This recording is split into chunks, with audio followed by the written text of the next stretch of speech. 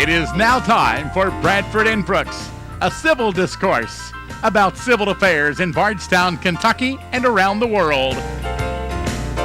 Please welcome your host for Bradford and Brooks, Margie Bradford and Jim Brooks.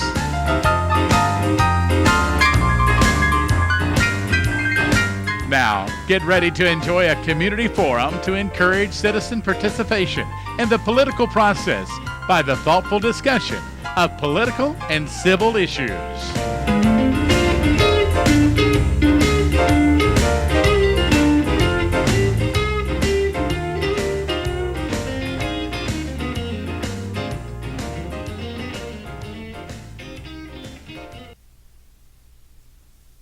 Good morning, Bardstown and Nelson County, and welcome to another edition of Bradford and Brooks.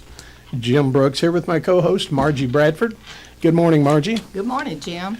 Well, Margie, I think it was a smart idea for you to go out before the show and get umbrellas out of your car. Well, you know, I have found out that if I bring umbrellas, it doesn't rain. So I consider it my good luck charm. That's right. Well, I guess if you have two of them, then it's doubly lucky. We hope so. Well, I'm looking at the weather radar here on my phone. It looks like the northern, High Grove, south to just about Bardstown. It may be sprinkling outside already, but looks like they're already getting rain. Looks like the rain, a front's kind of passing through the east, and it's going to kind of trail over us for a while. So chances are that if you don't have rain now, you will in the next hour or so. Well, that's the good thing about my good luck charm. Because if it doesn't ward it off, then I have protection from the elements. Right. So that's right. It's a doubly lucky one. Well, and I think our special guest here, Don Thrasher, said that we need the rain. I don't know. I'm just now gotten caught up on my mowing, so I kind of wouldn't mind a 2-week drought here. You know. It doesn't happen that way. No. You know, last August. Now, when I was a very young man, I mowed grass for a living. You know, of course, I was 16, 15. And you could always count on a dry spell in the middle of August. And of course, my revenue went down to zero, but I was kind of tired of cutting grass all summer anyway by then. But that was time to go to the pool. That's right. Well, last year it rained. We had a very wet late summer and fall. So the grass, I think I mowed grass up until either the top of November or the end of October. Anyway, enough about the weather and my grass mowing habits. Well, Margie, we have a very special studio guest with us today, Mr. Don Thrasher.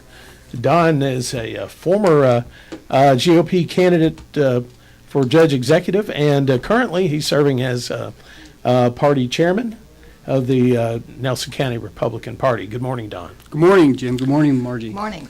Well, I'm Don, glad to be back with you guys this year, and appreciate the opportunity.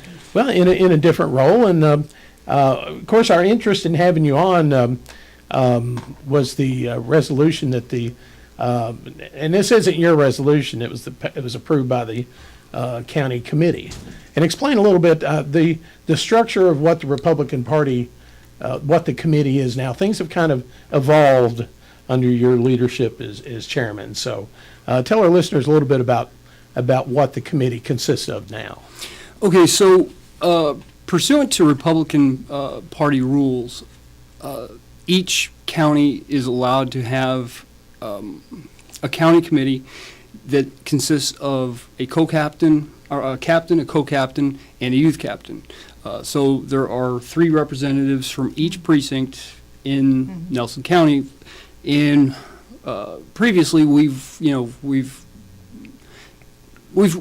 tried to fill all of the county committee spots. We now have every captain and co-captain in this county, every precinct covered. There's a representative from each precinct.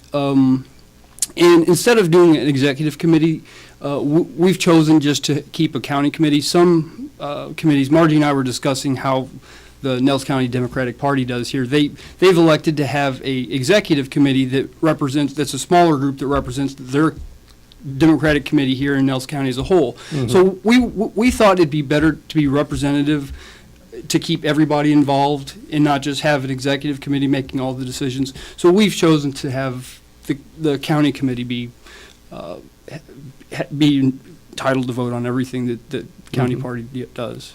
Well, I know the goal always in the past had been to try to get, people from every precinct, but, and I guess as the party has grown, that's become, it's become more likely to happen, but years ago, it was tough to get volunteers from all 24 precincts, a captain and co-captain. So kudos for getting people to step up and take those positions. Well, can you tell us, just in a nutshell, the resolution? And and what precipitated Yes. that action? Yes. Okay, so one of the things that I really, when I took office, was I really wanted the county committee to be involved in the legislative process. And one of the things that I proposed to the committee was that we have legislative discussion meetings with both Senator Higdon and Chad McCoy. And so we finally did get around to having a legislative meeting with Chad. And when we did, we discussed, there was about 12 of us from the committee that came and talked to Chad, and we had, long conversation about, who, what, when, where, and why in terms of the upcoming legislation. And at no time did he mention that he was going to be pursuing this, co-sponsoring this gas tax increase of 10.5 cents per gallon, in addition to doubling the vehicle registration fees, doubling the highway preservation fees. Creating this highway preservation fee is going to create a lot. But anyway, during our legislative discussion meeting, he never mentioned this to us. And then 2 days later, after our meeting, is when he co-sponsored it. So we were a little disappointed in that. And so I reached out to him personally, and I was just asking basically for an explanation. And we never heard anything back. We then started having substantive discussion. By the way, I've tried to institute monthly meetings instead of the and I'd rather have it that way because, everybody should have opportunity to come. Some people can't come, 1 month, but they can come another month instead of just doing it quarterly. So one of the things was, we're like, well, how do we voice that this is, we're unhappy about this because, we felt betrayed. And, we had a couple of the members. I had, I've been a proponent of resolutions because we should be active and make sure that we have people that are able to express it and make a resolution. And so I had been talking about it previously, and we had a couple of members that decided, let's go ahead and they wanted to write a resolution, and we voted on doing that. But this was after you didn't get any response? You had no Correct. response? No response. No response. So one of our members drafted the resolution. He sent it to me. I kind of made it into more of a legal document and, formalized it. I then sent the copy of the draft to Chad McCoy. Said, hey, we're a couple of the members are wanting to make a motion to propose this. I emailed to him, said, hey, maybe we could discuss it. You can sit down, we can meet, come to the county committee. This was 2 weeks before we were going to pass it or take the motion for it, and no response. Just felt really, compelled to do it at that point because, as the chairman, I'm not the one making the motions. In fact, I don't even vote unless there's a tie. Right. So we had about 20 members at the committee meeting this is the day of the election. Right. Which, by the way, that's the first time I've ever worked the polls. One of the things was I was wanting to make sure C-104 during the election was uncovered by any Republican, and I said I don't want to let that ever happen again. So I've encouraged everybody to try and and become poll workers that can. So I'm not going to just sit back and tell everybody else to, oh, you go be a poll worker. So I said, you know what, I'm going to go be a poll worker. So I worked at Fairfield. I was a judge there at Fairfield. And from, I got there about 6:20, but from 6:20 to about 6:20 at night, or probably 6:30, 6:45. Then I had to go to the county committee meeting at 7 o'clock. I was a little tired. So I don't remember all the specifics of what happened at the county committee meeting, but I do know there was substantial discussion. And after the vote, there was only one, out of the 20 people, there was only one person that opposed the resolution. And then after we put out the press release, Chad came back and he stated in the Kentucky Standard that it's a shame we shouldn't be talking about this, or it's a shame we're even talking about this instead of trying to, work together to make things in Nelson County and Kentucky better. Well, what we didn't mention the first time, we tried to be restrained in what we said in the resolution, but we never mentioned that the fact that he didn't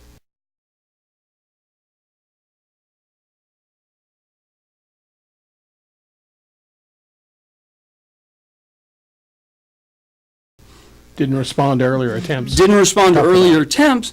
And it just, for him to come out and say that we're not allowed to, or it's a shame to be talking about this, we should be able to talk about legislation with our legislator at any point. Sure. This is not, that's what's working to make a better community and a better state. If someone's not listening to us, this is our plea. This was actually meant, this was not to hurt Chad McCoy. This was a plea.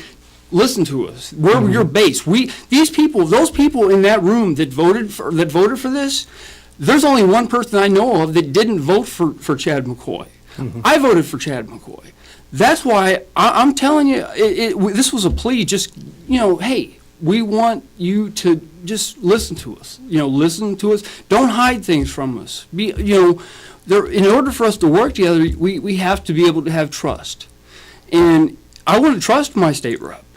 I'm sure, even though he's Republican, I'm sure you want to trust him. And it's just felt like we couldn't trust him. And then after he said that in the paper, he said that what we were saying was dangerous about infrastructure. First off, if he reads our resolution, which clearly I don't know if he did or didn't, but we want good infrastructure, but we want to look at alternatives to the taxation issue. One of them being, it's constitutional that they're supposed to spend the revenue money from the gasoline tax or gasoline revenue on roads and highways. But they've been diverting it, and that's against the Constitution to begin with, but there's other things they need to take a look at. Like one of the things I sent you last night, and I didn't have your email, Margie, so I'm sorry, I would have sent it to you, but a graph of all the states, the percentage of their state transportation budgets, how much is federal funds. Well, Kentucky's only 42% from federal funds. And we're on the low end. So I think we're actually in the bottom 5% of what other states are getting from federal dollars from the federal gas tax. Right. But the federal gas tax, I was doing some research last night. Those funds go to federal highways and transportation projects. If Kentucky only has, X number of interstates or federal highway dollars are going, it's not going to get as much as, say, a state that's got lots of railroad or a commuter, subways or things like that. That's, I'm not sure that we can ask for more than what we get, and that's not money you can count on either. Right. I agree. I think as I think you probably gathered, I'm a proponent of the gas tax. I read the editorial, and I think we should. I think it should be tied to inflation rather than, or there needs to be, or a separate funding mechanism that's not tied to the price of gas. And that's tied to the cause inflation. of the problem now. Right. Because that's the way it was tied, and it didn't take into account the fuel efficiency. Right. And also the declining cost of gas. Right. Okay, so what they are taking into account for fuel efficiency is they want Chad in his the other co-sponsors of this bill, they want to introduce what's called the Highway Preservation Fund. So they want to base, a certain amount on what you give in terms of the mileage. So that's built into that. But they also want to double everybody's motor vehicle registration fee. They want to double your RV fee, your motorcycle registration fees. This is a huge, huge tax increase. Well, when was the last time those fees were updated, Don? Do you know? I don't know when they were last updated. Well, I would dare say it hasn't Yeah. been in the last 10 years. No, I don't think so. I would have to ask the county clerks, but those fees are going to be updated, and I saw that in the bill, and I'm like, well, I was trying to think the last time I remember an increase, Right. but Well, that was enough. Well, the point, the fact of the matter is this. We elected Chad McCoy as a conservative who is one of the things was when I talked to him, he said, I'm for smaller government and lower taxes. You cannot come back and tell us that you are one of the few Republicans up there that is voting for this because it never made it out of the committee. Right.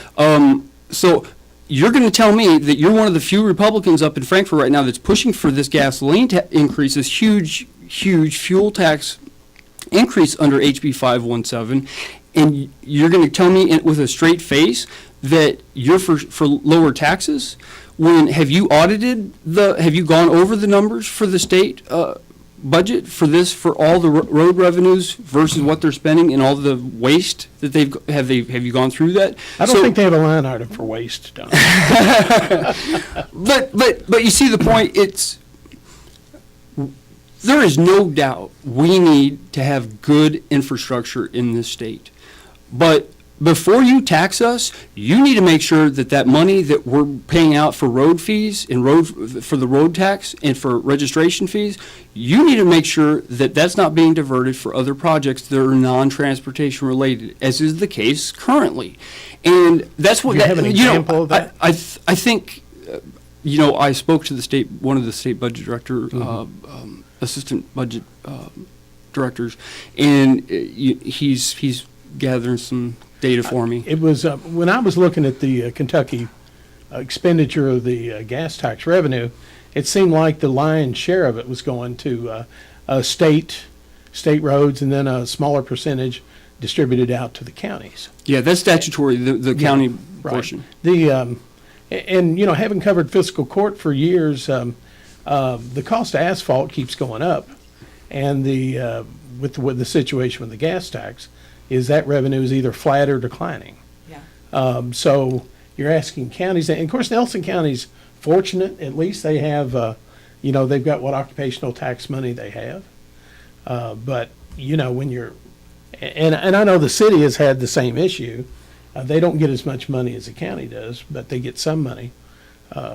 It's just keeping up with the infrastructure. And you take a poorer county, that doesn't have an occupational tax.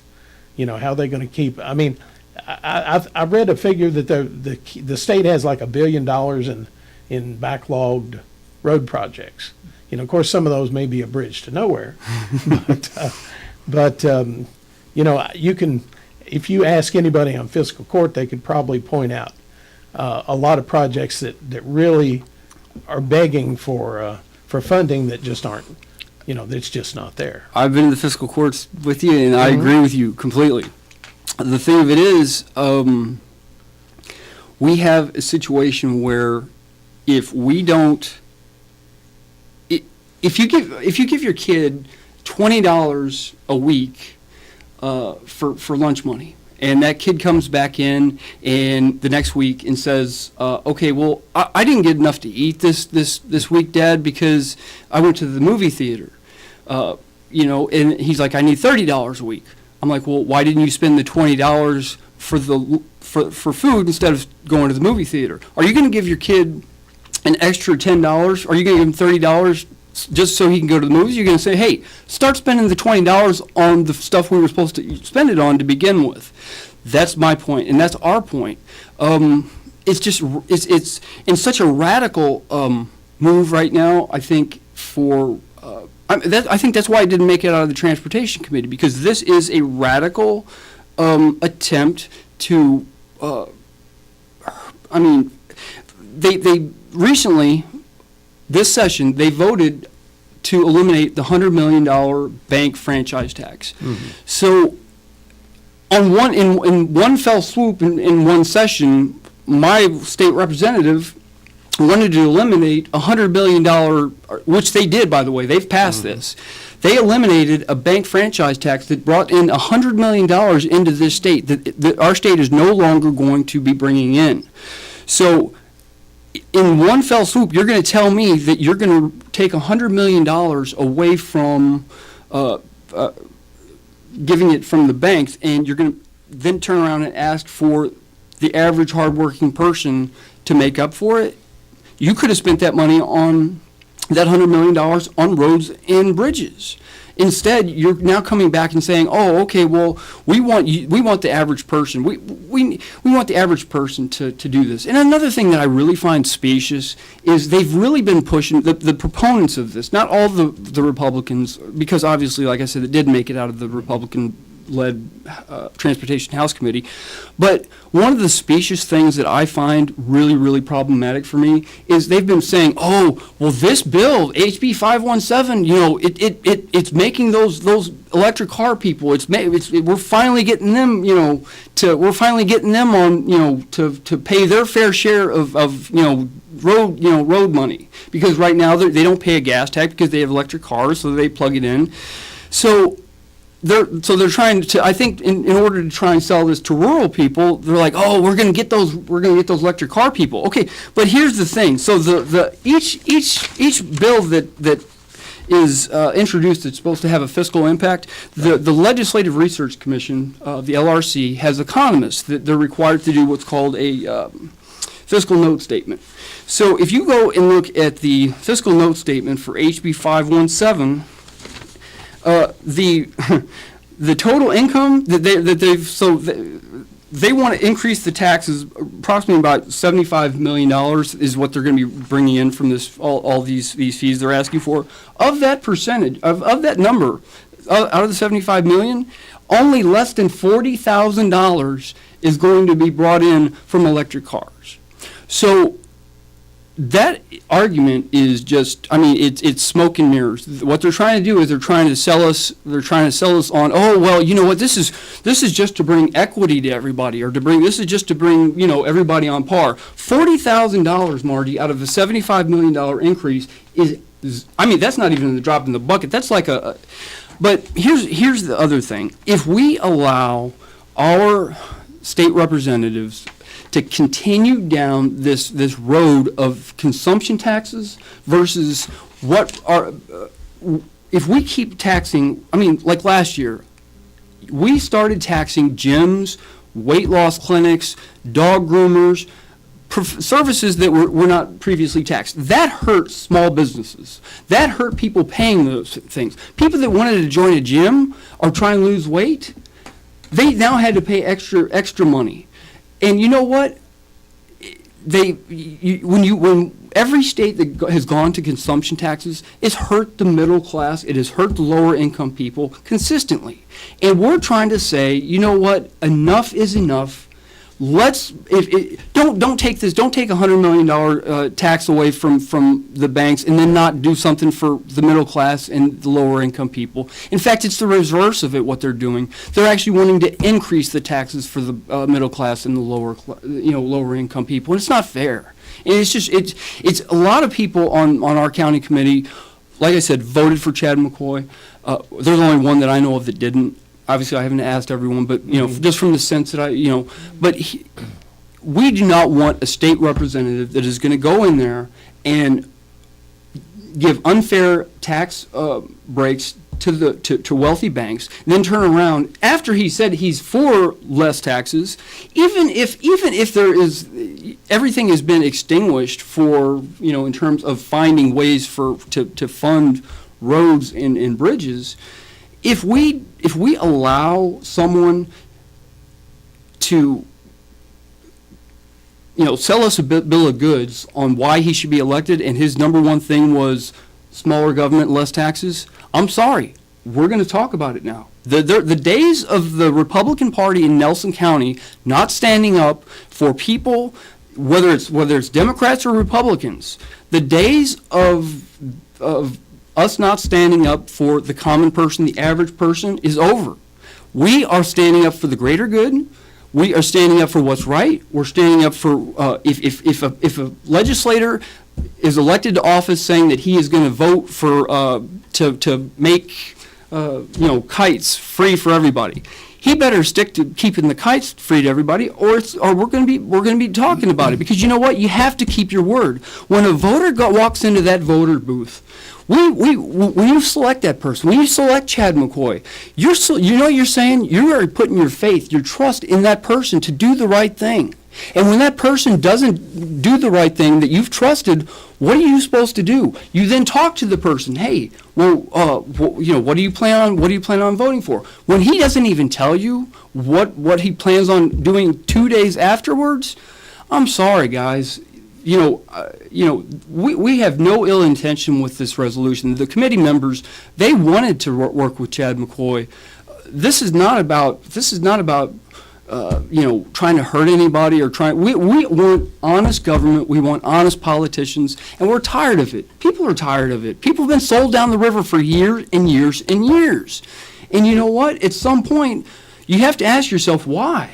I mean, a lot of people say, Don's doing this. This is all him. He wants to run for state representative. I just want to make something clear. I'm not running for state representative. I have no desire to do it, and I'm unequivocally will not be running. 7 months from now, I will not be a candidate. Whether or not somebody else will, that's up to them. But I'm telling you right now, people need to be able to trust their legislators to do what they said they're going to do, regardless of anything else. And we're holding our own to the fire. If this was a Democrat, we'd be asking your party to do the same thing. We'd ask you to stand with us on this. You can ask us to stand with you when yours. But it's time for us to stand together, because you know what? When the little guy is getting screwed over, it's time for all of us to stand together. Well, Don, I'm sorry. You mentioned moving toward consumption tax. Well, if you haven't noticed, that's the Republican Party and the legislature is heading directly in that direction. They're not going to go as far as Tennessee, but we will see. Of course, you have to. That's also, they also reduce the income tax, too. So we will probably see that again in the next legislative session. In fact, it seems more and more that there are some people saying they're wanting to get entirely in consumption gases. And if you look, we can't make that. I don't think we would ever make that. But I think we'll make another move in that direction.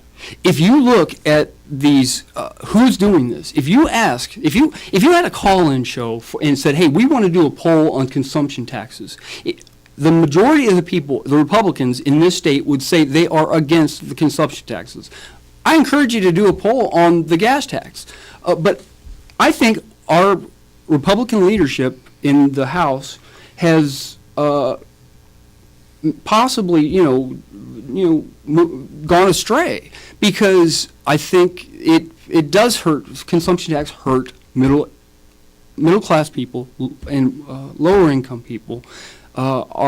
They've gone astray. They use Tennessee and Florida as these shining examples of what consumption tax based. And Indiana has kind of moved in that direction as well. Well, made moves. Tennessee and Florida, I'll tell you right now, there's a huge difference because they are tourist-based. Right. Florida is number 2, Tennessee's number 10, Kentucky's number 33 in tourism. So Florida and Tennessee has a lot of outside people coming in and giving money for, tax money. So in other words, consumption is going to work there because other people are coming into their state. Well, I don't think there's any desire to move totally to no income tax and a consumption tax based, funding mechanism. I don't think we're ever going to move in that direction. But I think talk to Senator Higdon and he'll tell you, that's the direction that they're moving. So, and I have to say something about Senator Higdon. I mean, there is no one else I would rather have as my state senator than Jimmy Higdon. That is probably the most responsive legislator I have ever seen. I mean, even before I was even involved in politics. I told this story to Jim, and I'll tell you, Margie. But back in 2010, when obviously I lived on 31, used to live on 31E, but till got bypassed. But originally, in 2010, when they started working on the bypass down by Jim, that was not supposed to be done that way, because the transportation cabinet had deemed the High Grove area as a high priority because of all the accidents. Yes. Yeah. And so some of my neighbors said, well, why are they starting down there? Why don't you call up and ask? So I did. I verified it with District 4 engineers. And then I called Jimmy Higdon. And the first thing when I asked him, he apologized. He said, I'm sorry. He's like, I messed up. It was late at night. I'm sorry. I said to myself right then, this man right here is integrity. He's somebody we can trust, because you know what? Anytime you get somebody, a politician that apologizes for something and then accepts responsibility fully for it, you got to keep them. Because I'd rather have a politician that makes mistakes and apologizes and accepts the responsibility than somebody that makes excuses. But anyway, he's extremely responsive. Good man. I think he has really good votes, good bills that he's passed, and I just want to compliment Senator Higdon. I think he's outstanding. Well, Don, do you think there's room under the Republican Party umbrella for differences of opinion as far as like the gas tax? I mean, and if you did you do any research on the banking franchise tax? And, yes. And the problem it was causing? It was Kentucky-founded banks were being charged, being taxed at a much higher rate than other businesses. Some were leaving the state. That's not true. That's not true. Okay, so if you read the statute says every bank, every financial institution is taxed at 1.1% net assets. This whole specious thing, I've read some of these interviews that some of these representatives gave after they voted on this, and I don't know if the Banking Association lobbyists got in there and told these people this nonsense, but this stuff is untrue, and this is provable. Every bank, Chase Manhattan, whether or not it's Bank of America, Chase Manhattan, whatever big bank is in Kentucky, they were getting they were being charged the same 1% as the local community banks. Now, what I thought was, if our community banks are being hurt by this, why don't we eliminate the tax, the bank franchise tax on the smaller banks, and keep them on the bigger banks? Because an outside bank like Chase Manhattan, you know what? Okay, if we keep it on them, they're going to stay here. They're not going to move. But let's give the tax break to our local banks. But in order, if Chase left Louisville, there's going to be little banks that are going to swallow up that market. Yeah. So why not tax those lower, the lower, smaller banks? The Federal Reserve, by the way, considers a small bank anything under 16.4 million assets. The fractional reserve is 3% versus regular 10% for a regular bank. So if they were to have done something like that, that would have been a lot better for our state, because you know what? It would have been an incentive for bigger banks an outside New York bank like Chase Bank, we should, why are we not taxing them 1.1%? As part of that $100 million that we lost? They're the ones that are coming in here and, taking advantage of our market, and they should pay their dues. So that's just my take on it. Well, Don, one thing that kind of troubled me, in the resolution, you seem to, you connect the doing away with the bank franchise fee with the gas tax. And I mean, they're two separate issues. Yeah. But it sounds like, well, you're balancing the loss of that $100 million on the backs of the poor by doing the gas tax, and the gas tax revenue would not go to replace that $100 million. I mean, that's going towards federal. It's dedicated revenue, state and county. Yeah. Right, and you're right about that. But now think about it this way: if they would have kept that, if they would have given the smaller banks a discount, maybe, eliminated the tax for the smaller local banks and kept it, and maybe have like $65-70 million coming in from the larger banks, then they could have taken that $65-70 million and used it for road and transportation. So yes, we are being asked to make up for this because of the opportunity that was missed. If your next door neighbor, says, okay, well, I mean, I'm trying to work an analogy that might be compatible here, but the point I'm trying to make is you can't just say, okay, well, now that we're not getting that $100 million, that doesn't mean that was being spent on roads. You're right, but they could have spent that $100 million on roads, and they've chosen not to. That's what I'm saying. Do you see what I'm saying? Look, you're right. That $100 million wasn't going to roads and bridges, but it could have been. That's what I'm saying. We've eliminated $100 million. Banks are wealthy. Let's not be. There's not one state chartered bank that left the state of Kentucky because they can't leave the state of Kentucky. They're state chartered. Federally chartered banks can go wherever they want in the United States. A state chartered bank has to stay in Kentucky. As for credit, that's.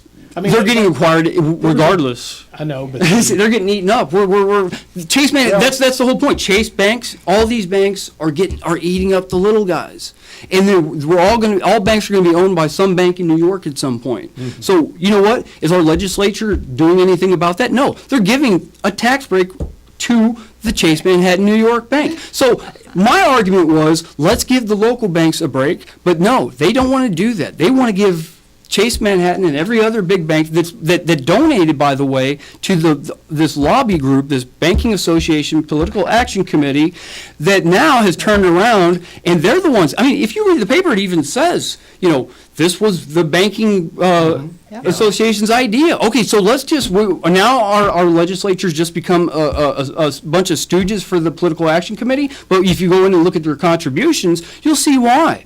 They are the number one contributor to these people that voted and pushed for this. Well, lobbying is big business. It is. And I mean, that's where do you think most of our legislation comes from? Brother, that's what we're trying to stop. And if Margie, hopefully the Democrat Party will stand with us. Well, I don't disagree with you there. Thank you. Because you know what? It's time for us to stand together. It's time for the little guy to stand up. If we have nothing but rich people that are rich lawyers up in Frankfurt representing us, we deserve nothing but to have rich lawyers up in Frankfurt representing us. Because you know what? If we have average farmers, average people up there that aren't beholden to political action committee money, then we're going to be a lot better state. Our interests are being sold down the river for lobby money, political action committee money. That's why we're going to urge the Democratic Party also. We're going to be urging every Republican candidate in Nelson County from here on out to pledge not to take political action committee money. And if the Democrats do the same, we might have making a process towards, we're not going to be able to get this legislation through of campaign finance reform. It's going to be too hard to do. But we can stand together and say, you know what, we're not going to have a candidate that takes outside money, political action committee money, because why would you do that? Take money from individual donors here in Nelson County. That's who you're representing. Why would you take money from a big New York firm or a big New York political action committee or something? Why would you take that money? Don, we got to stop. I got to get these commercial breaks. Sorry. Okay, we'll be back in just a moment with our special guest, Don Thrasher, after these messages. Stay tuned. Hi, it's Kevin. Entertaining and always informative. The Bradford and Brooks Show on WBRT 94.9 FM, Lebanon and Marion County, and still on 1320 AM and 97.1 FM, WBRT. All right, you're back with Bradford and Brooks, Jim Brooks and Margie Bradford. We'll be with you till the top of the hour, which is only about 8 minutes and 17 seconds away. Stay tuned for the best in local news here on WBRT. Our guest today is Don Thrasher, chairman of the local Republican Party, and we've been talking about the resolutions that the county committee approved recently.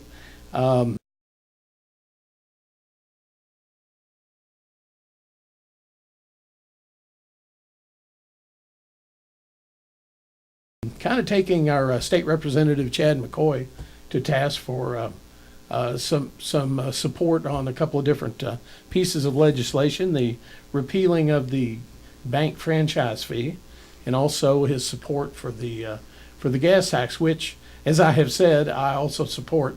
Having driven the roads of Indiana, northern Indiana, and Michigan, and I see how much trouble they have Right. with their roads, and everybody, you want good infrastructure, and you got to pay for it.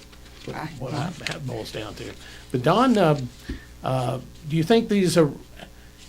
What's the county party's relationship going to be with Chad McCoy now?